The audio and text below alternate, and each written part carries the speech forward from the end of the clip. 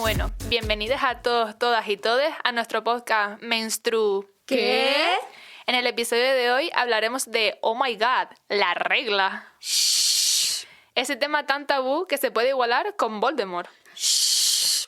Pero bueno, antes de comenzar nos presentamos. Yo soy Baitiare y me acompañan mis compañeras Nira y Natalia, que de hecho te tomo el relevo y si te parece bien, empiezo a introducir el tema lanzando la pregunta. ¿Qué es la regla?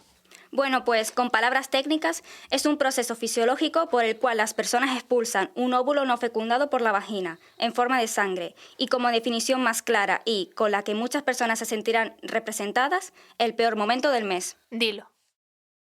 Exacto. Es muy importante conocer qué es y recibir una buena educación sexual desde la juventud. Según el estudio Educación y Salud Menstrual en Mujeres Jóvenes en España de 2022, que he dicho mujeres porque es el nombre oficial del estudio, porque no solo las mujeres menstruan y no todas las mujeres menstruan. ¿Lo sabemos, no? Venga, perfecto. Bueno, la cuestión es que las personas menstruantes que tienen su menarquía, a.k.a. la primera regla, que resulta que se llama así, ¿lo sabían? Porque yo no lo sabía. Qué nombre tan curioso. Bueno, cuando les llega el primer periodo, aprenden sobre su salud menstrual a través de las redes sociales o de sus iguales, porque en el 53,2% de los casos el ciclo menstrual y la menstruación no se explican en los colegios e institutos. Además, en el estudio se refleja que, como no va a sorprender a nadie, esa educación sexual no se recibe en casa y si se tienen dudas se acude a la figura materna porque la materna expresa vergüenza ante el tema. Si hubiera una buena educación sexual en los colegios e institutos, muchos prejuicios sobre las reglas se disiparían porque la información llegaría a todos, todas y todes. Totalmente de acuerdo. Se debería educar sobre el ciclo menstrual sin tabúes. Exacto, y hablando de educar, hemos tenido el placer de realizar una entrevista con la experta Betty López, sexóloga y educadora sexual. En esta ocasión nos va a resolver posibles dudas acerca del ciclo menstrual y cómo acceder a una correcta educación al respecto. Le dejamos con ella. Gracias. Buenos días, Betty. Hola, buenos días. Soy Nira y soy la que va a aceptar la entrevista. Encantada, un placer. Pues la primera pregunta es, ¿qué recursos están disponibles para aprender más sobre la salud menstrual? Pues mira, contamos con la suerte de que cada vez hay más recursos. Tenemos libros, cuentos para trabajar también con la infancia, documentales, conferencias, cursos online, hay jornadas, hay podcasts, hay un montón de recursos para aprender. Y además también hay otros recursos como el diario y el diagrama cíclico para aprender del propio ciclo, para aprender a registrarlo, además de otras aplicaciones. Yo quería recomendaros un libro en concreto y un podcast en concreto. El libro es Una nueva manera de menstruar, de Ana Salvia, la educación menstrual que no tuvimos, y el podcast se llama Sin reglas, de Chusa Sanz y de Laura Cámara, de Ginesex. Muy recomendable. Vale. La segunda pregunta es, ¿cómo podemos introducir conocimientos de la menstruación a personas más jóvenes en los centros educativos? Pues mira, el tema de la menstruación, y no solamente de la menstruación, porque la menstruación es una fase del ciclo, no el ciclo completo, entonces habría que hablar del ciclo menstrual completo y habría que introducirlo de forma transversal. Normalmente cuando trabajamos en educación sexual lo hacemos desde una perspectiva bio, psico y social. Y sobre todo también con formación al profesorado y con los profesionales que acompañan estos procesos que acompañan a la infancia y a la adolescencia. Porque si no, lo que estamos haciendo es retransmitir mitos y tabúes que son los que hemos aprendido. Entonces también, aparte de tener esa perspectiva bio, psico, social, porque el ciclo menstrual no es una cuestión solamente fisiológica, es una construcción sociocultural. Además de eso, formación a los profesionales. Vale. La siguiente pregunta es, ¿desde qué edad crees que ya se debería tratar el tema de la regla? El tema de la regla y del ciclo menstrual en completo debería tratarse siempre desde la infancia. Ten en cuenta que además la edad de la menarquía se ha adelantado a los 8 años. Entonces ya hay niñas que entre 8 o 9 años empiezan a tener sus primeras reglas. No podemos esperar a que tengan la primera regla para empezar a hablarles del ciclo menstrual, y no solamente del ciclo, sino de su cuerpo, de la pubertad, de cómo va a cambiar. Entonces todo esto debería ser de primaria, evidentemente siempre adecuado a su nivel de comprensión, pero mucho antes de que aparezca la primera regla, por supuesto. Y también desde el trabajo con la familia es fantástico, porque en casa debería tratarse con naturalidad y sin tabúes. Vale. Y la última pregunta es, ¿por qué crees que a día de hoy la regla sigue siendo tabú?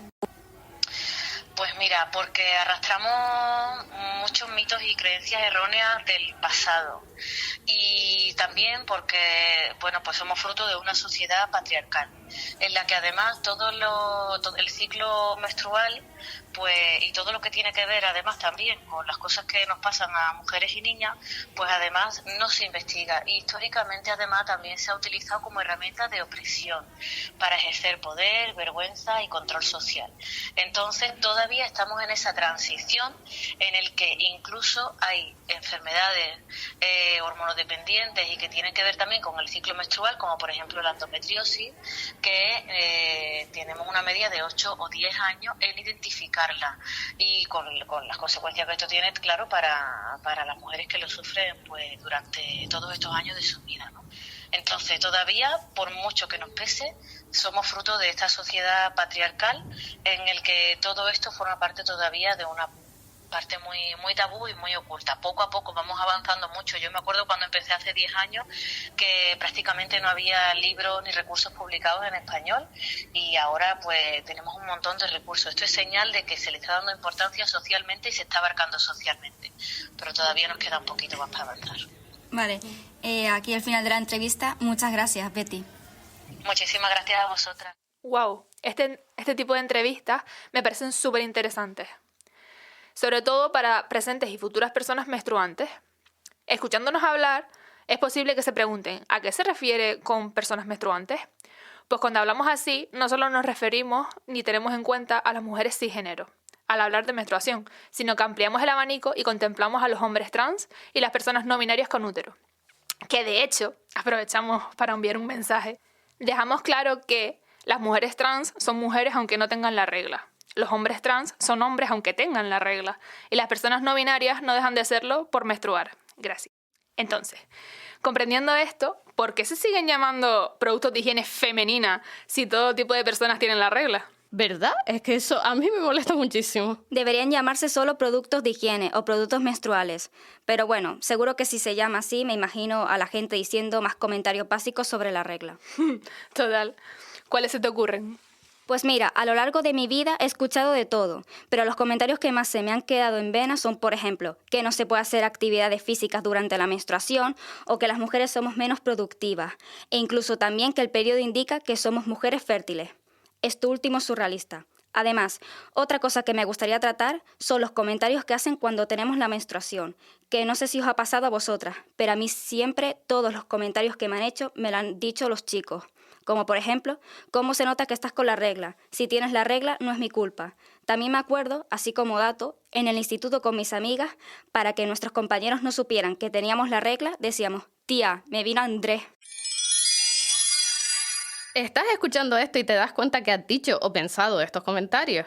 ¿Quieres aprender más sobre estos temas y corregir estos micromachismos? ¿Estás escuchando a estas tías tan guays pensando que son solo estudiantes y están haciendo este podcast tan chulo?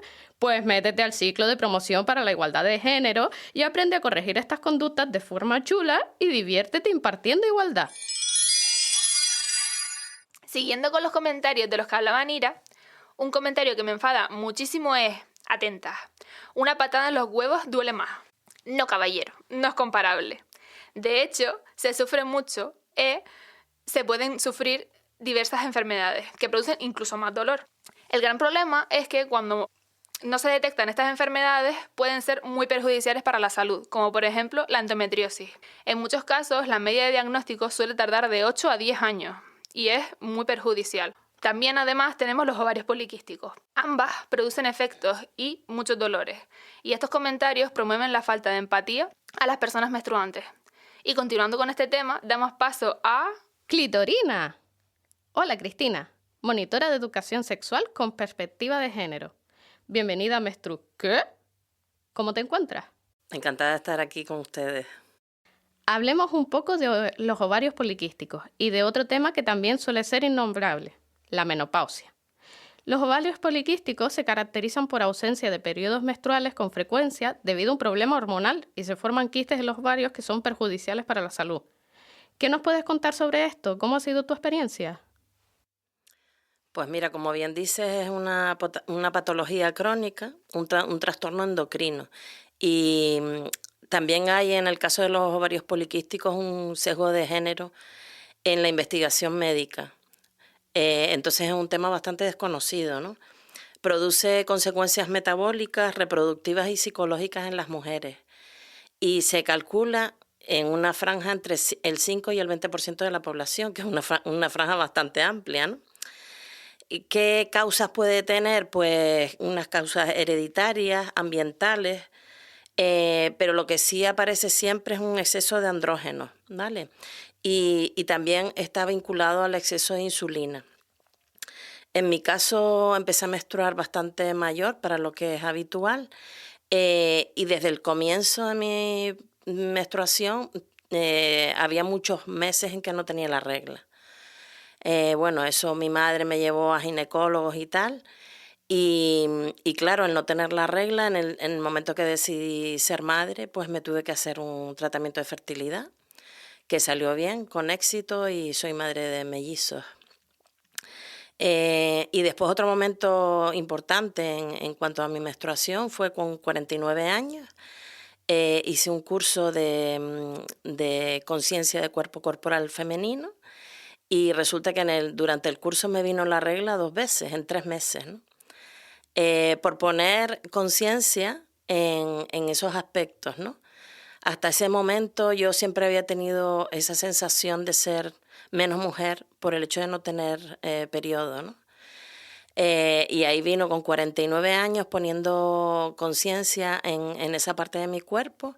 Empecé a menstruar y seguí menstruando hasta los 55, por primera vez en mi vida, se puede decir, ¿no? Los principales síntomas son relacionados con la reproducción, pero en general también se puede relacionar con la aparición de vello en algunas partes y consecuencias psicológicas también, ¿no? Eso es lo que te puedo contar de los ovarios poliquísticos. Siguiendo, por otro lado, tenemos la menopausia, que se trata del cese permanente de la menstruación y trae consigo diferentes síntomas, como sofocos, sudoración o incluso ansiedad e irritabilidad. Estos síntomas se dan por dejar de fabricar estrógeno y progesterona. Además, las personas con menopausia también sufren de discriminación y una bajada de la autoestima. ¿Cómo vives tú esta etapa de tu vida? Mira, yo creo que es una cuestión cultural, porque aquí se pone en valor la juventud, la belleza, un cuerpo 10, pero no se pone en valor la experiencia de las mujeres cuando llegamos a esta edad, ¿no? Entonces, sí es verdad que puede haber problemas físicos, emocionales, pero uno de los que más he estudiado es el tema de la sequedad vaginal. Y una de mis grandes maestras, que es Mireia Grossman, decía que donde no hay hormonas hay que poner neuronas. Es decir, que mientras más nos ocupemos de esta parte de nuestro cuerpo con actividades muy recomendables como es la masturbación, pues menos problemas de sequedad tendremos. Además, eso se demuestra cuando hay mujeres en el periodo de la menopausia que cambian de pareja, prácticamente los problemas sexuales se acaban. Con eso no estoy fomentando los cambios de pareja, pero sí quiero decir que cuando uno se ocupa de estas cosas, funcionan de otra manera. Sí es verdad que en algunos casos se hace necesario acudir a tratamientos, ¿vale? Y eso no sería un problema. Y por otra parte, estoy observando últimamente una corriente de mujeres que nos estamos ocupando de poner en valor todo este periodo de nuestra vida que puede abarcar hasta 1/3, ¿no?